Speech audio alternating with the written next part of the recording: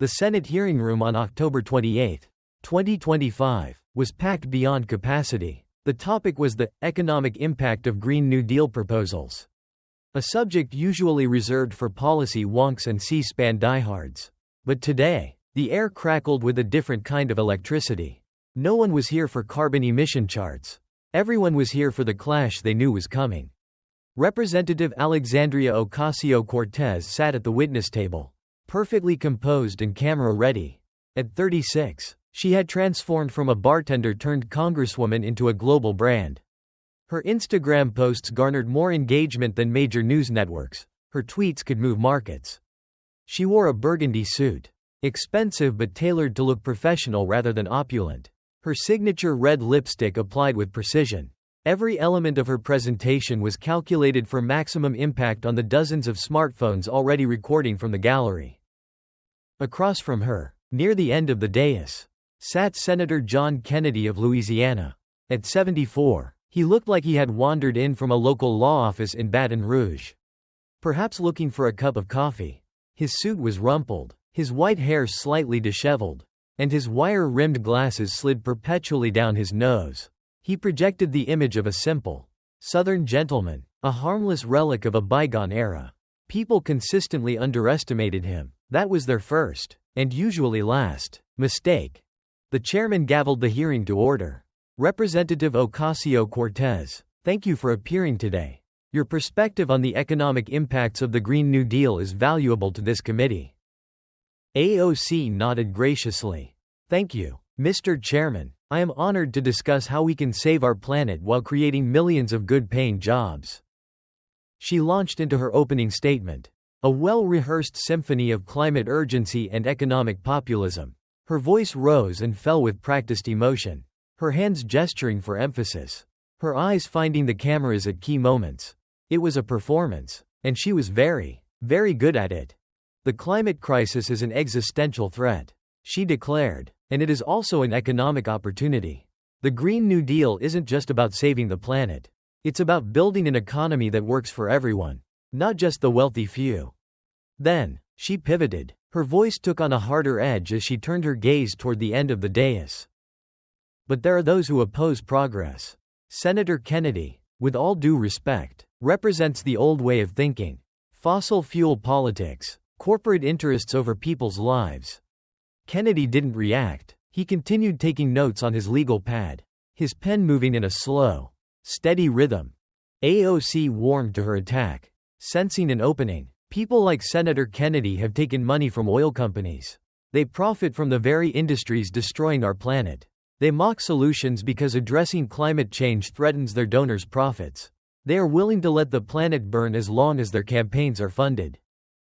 She paused for effect, letting the accusation hang in the air. My generation will inherit the disaster his generation created. And we are done being polite about it. The progressive staffers in the gallery broke into applause before being shushed by security. AOC sat back, satisfied. She had set the tone, framed the debate, and positioned herself as the champion of the future against the corrupt past. It was her standard playbook, and it usually worked. Kennedy finished writing something on his pad. He set his pen down.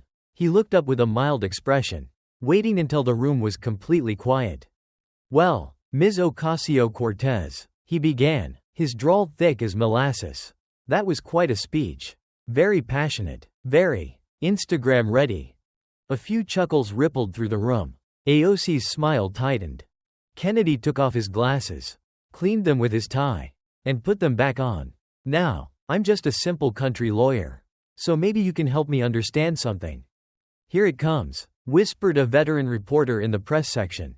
The folksy setup before the devastating question. It was Kennedy's signature move. A rhetorical rope-a-dope that lured opponents into a false sense of security before the knockout blow. You say I'm in the pocket of oil companies. Kennedy continued, his voice mild, almost apologetic. That I take their money. That I profit from their donations.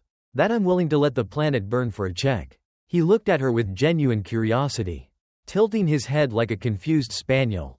How much money did oil companies give me? Do you know? AOC hesitated. This wasn't in her talking points. You've taken hundreds of thousands in corporate PAC money. Try about $12. Kennedy interrupted gently. The number hung in the air. Small and insignificant compared to the accusations of grand corruption. Over 20 years in elected office. Kennedy clarified, doing the mental math with a wave of his hand. That works out to about $625 a year. Now, I'm not good at math. I leave that to the economists. But even I can tell that $625 a year isn't enough to buy a pocket. Much less a whole senator. Uncomfortable laughter rippled through the room. It started on the Republican side but spread quickly to the press gallery. Even some of the Democrats looked down at their desks. The narrative of the corrupt oil baron had just collided with the reality of a rounding error. AOC's team in the back row was frantically checking the numbers on their phones. Their faces pale. Kennedy leaned back, the humor fading from his eyes. But you know what? Let's not talk about my pockets. Let's talk about yours. And let's talk about what's in them. Because I've been doing some homework. And I've got some questions. He reached for the first folder on his desk. The movement was slow, deliberate, and heavy with implication. Let's talk about your lifestyle. Your choices. Your actions, Kennedy said, his voice hardening. Because you spend a lot of time on Instagram telling working folks what they need to sacrifice. You tell them to give up their cars, their heating, their jobs. So, I'm curious, what have you sacrificed? AOC's confident expression flickered. The script had flipped. She was supposed to be the prosecutor, not the defendant. I don't see what my personal life has to do with policy. She snapped, her voice sharp. Kennedy's eyebrows rose. Everything, he said. I'd say if you're going to preach sacrifice to single mothers and coal miners. It seems fair to see if you practice it. But we'll get to that. He pulled out a photograph from the folder. It wasn't a chart or a graph. It was an aerial view of a specific neighborhood in New York. First, Kennedy said, let's talk about Amazon and Queens. Let's talk about what happens when Instagram meets reality. Let's talk about 25,000 jobs and who paid the price for your viral moment. AOC's face went pale. The defiance drained out of her posture. She knew what was coming. Everyone in the room did. Senator John Kennedy, with the patient inevitability of Louisiana floodwater, was about to drown her in the consequences of her own victory. Kennedy held up the photograph. An aerial view of Long Island City, Queens, with a specific plot of land circled in red. It looked like just another piece of urban real estate. But to the people in that room, it was a graveyard of opportunity. This was supposed to be Amazon's second headquarters. Kennedy began, his voice conversational, as if he were discussing the weather. HQ2, they called it, 25,000 jobs. The company had picked New York. They made the announcement. They started planning. Carpenters were buying tools. Delis were stocking up. He set the photo down gently. And then, you killed it. You celebrated killing it. You called it a victory over corporate greed. You tweeted about how you'd saved New York from exploitation. You got a lot of likes for that tweet, didn't you? AOC leaned forward, her defensive instincts kicking in. We saved the city $3 billion in corporate giveaways. That money belongs to the people, not Jeff Bezos. Now see, Kennedy interrupted, his drawl slowing down to a crawl. That right there is some interesting math. He took off his glasses again, rubbing the bridge of his nose. You didn't save $3 billion. Congresswoman, those were tax incentives. That means you only give up a piece of the taxes you would have collected if the business existed. By chasing them away, you didn't keep $3 billion. You got zero. You prevented billions in future tax revenue that could have paid for schools, subways, and sanitation. That's not saving money. That's burning your wallet to spite the store. AOC opened her mouth to argue the finer points of corporate subsidies. But Kennedy cut her off. But I'm just a simple man. I don't understand that complicated socialist economics where 0 equals 3 billion. So, let's talk to someone who actually understands what a job means. He gestured to the gallery. Ms. Rodriguez, could you stand up, please? A woman in her 40s rose slowly from her seat. She was Hispanic, wearing a simple, well-worn dress. Her face didn't show anger. It showed the bone-deep exhaustion of someone who has worked too hard for too long, with too little to show for it. Maria Rodriguez had the look of every working mother in America, tired, determined, Hanging on by a thread. Ms. Rodriguez, Kennedy said, his voice dropping to a gentle register. Would you tell Ms. Ocasio-Cortez about your Amazon job? The room fell silent. This wasn't a statistic. This was a constituent. I had a job offer, Maria said, her voice quiet but steady. Carrying to the back of the room without a microphone. Operations manager. $75 a year. She looked directly at AOC. Not with hate, but with a crushing disappointment. I'm a widow. I have 3 kids. At the time, I was working 2 jobs. Administrative assistant during the day. Cleaning offices at night. 60 hours a week to make $38 a year. Her voice cracked slightly. That Amazon job meant I could work 1 job. It meant I could actually see my kids before they went to sleep. It meant I could maybe save for their college. It was the first time in years I felt like I could breathe. Maria's hands gripped the chair in front of her. Her knuckles white. Then you killed it. You called it exploitation. You said nobody needed those jobs. You celebrated on Twitter. While I was figuring out how to tell my kids I wasn't getting the better job after all. She looked at AOC with pure, unadulterated pain. You know what exploitation is, Congresswoman? It's working 16 hours a day for $38. It's never seeing your children grow up. It's choosing between fixing your car and buying your kids new shoes. Exploitation is watching you celebrate killing my job while you post selfies about fighting for workers from your luxury apartment. Maria sat down. The silence that followed was deafening. It was the sound of a narrative shattering. Kennedy let the silence breathe for a long moment, allowing the weight of Maria's testimony to settle into the wood paneling of the hearing room. Ms. Rodriguez isn't alone, he said softly. 25,000 jobs gone because you needed a viral moment. High-paying jobs. The kind that support families. He gestured to the gallery again. A man in his late 50s stood up. He wore a worn suit that looked like it had seen better days, perhaps days when he had a business to run. My name is David Chen, he said, his voice thick with the weight of defeat. I owned a deli 2 blocks from the proposed Amazon site. My father started it. When the announcement came, I took out a loan. I bought new equipment. I hired 3 people from the neighborhood. We were ready. He stared at AOC, his eyes dry but burning. Then you killed the deal. You celebrated. I had to lay off those workers. I defaulted on my loan. I lost the deli. I lost everything my father built. His voice rose, trembling. You got likes on Twitter. My family lost our future. Was it worth it, Congresswoman? Were the retweets worth my father's legacy? David sat down. Kennedy turned back to AOC, his expression unreadable. Long Island City was ready.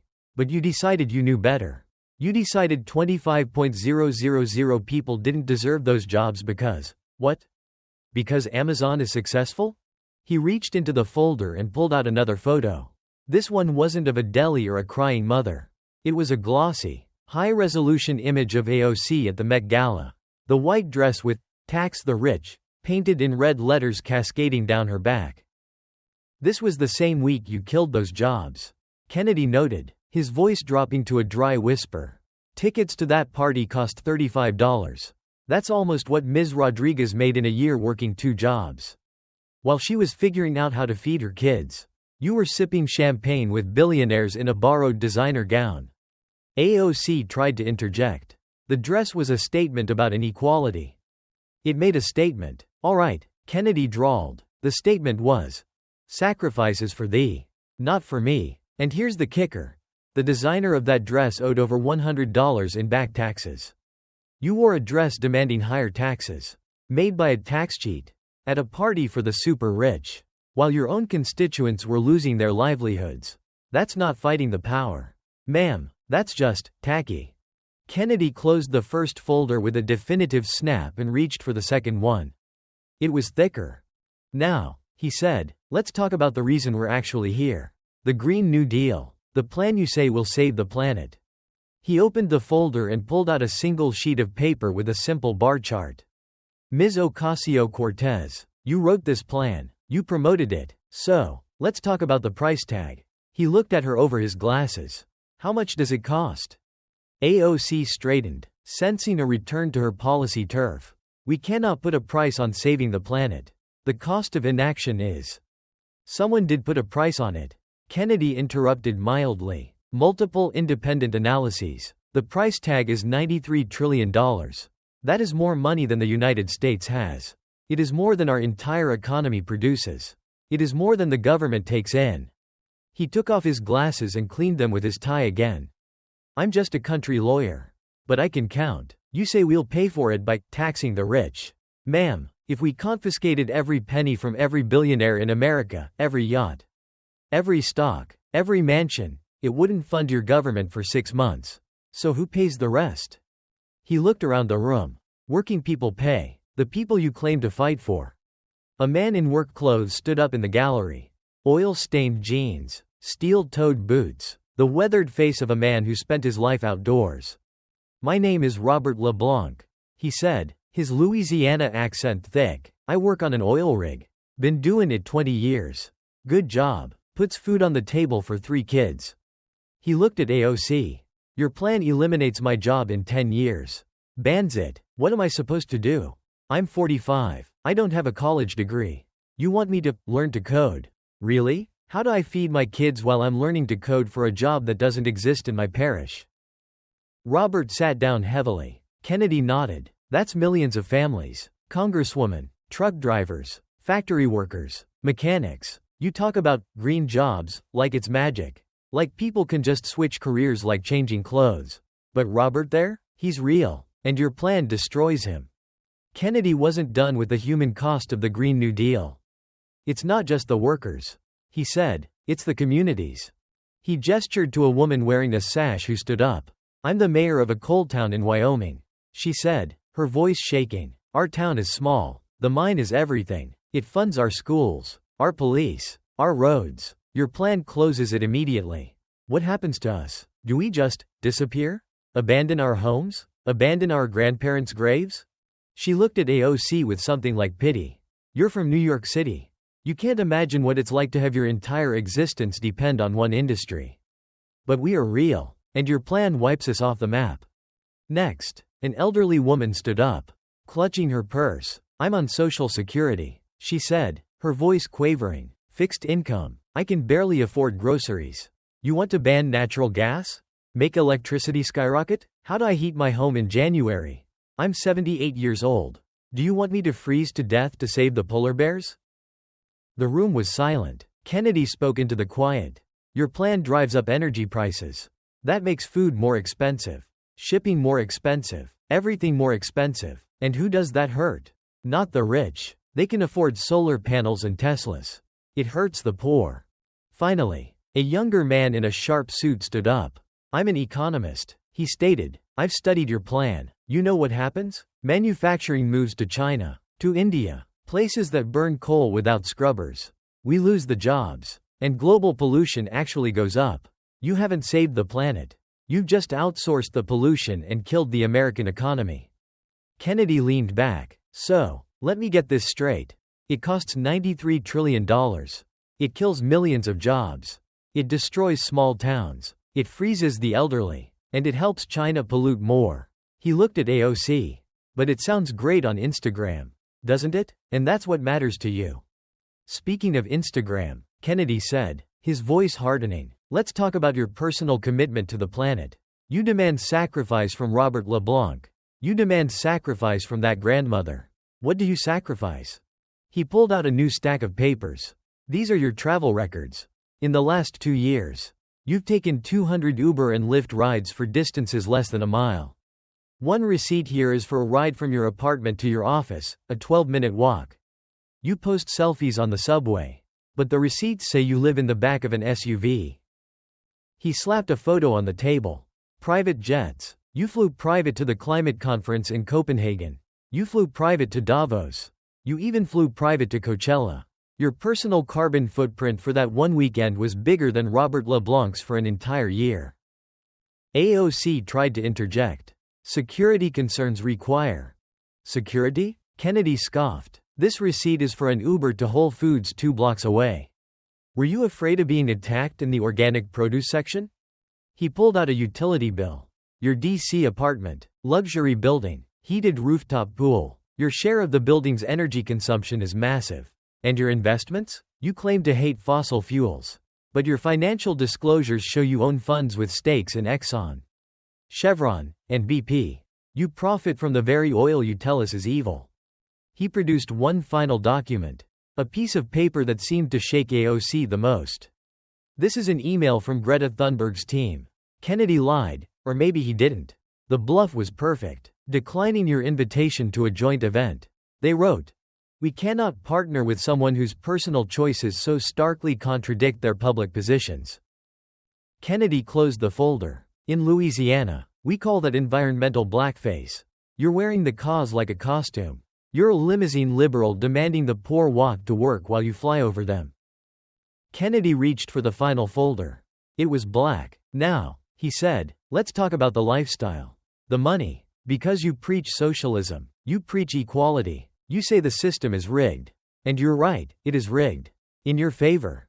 He opened the folder. "You call yourself a struggling working-class champion. A bartender who made good. Let's look at the reality." He projected a photo of a sleek, modern building. "This is your apartment in the Navy Yard. Rent. $2,700 a month. Concierge. Gym. Pool. That's more than double the average American mortgage." He clicked to the next photo. A white Tesla Model 3. $40 base price. Built with lithium mined by children in the Congo. But you drive it to get your $300 haircuts. A young woman stood up in the gallery. She looked exhausted, wearing clothes that had seen better days. "I was an intern in her office," she said, her voice trembling. "Full-time hours. Unpaid. She calls it experience. I ate ramen every night. I walked to work because I couldn't afford the metro. I worked 60 hours a week for the woman who demands a living wage, and she paid me zero." She pointed a shaking finger at AOC. "You used me. You talk about exploitation while you exploit labor in your own office." Next to her, a young man stood up.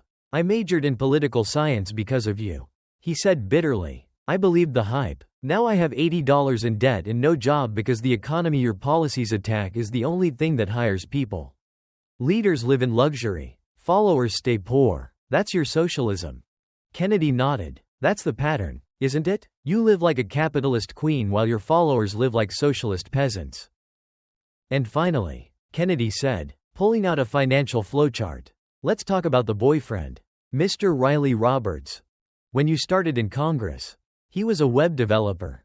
Modest income. But suddenly, after you get on the Financial Services Committee, his income skyrockets. He starts getting consulting contracts from tech companies. Companies you regulate." Kennedy traced the lines on the chart. Marketing, digital strategy, vague services, big checks. His income tripled the year you took office. That looks a lot like profiting from your position. Congresswoman, that looks like the very corruption you claim to hate. Kennedy leaned back, his voice heavy with judgment. "You are a champagne socialist.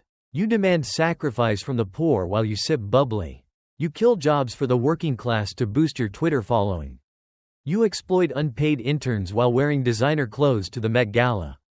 You enrich your family while your constituents lose their businesses." He looked at her with genuine disappointment. "You aren't fighting for the working class, Ms. Ocasio-Cortez. You're performing for the laptop class. And you're getting rich doing it."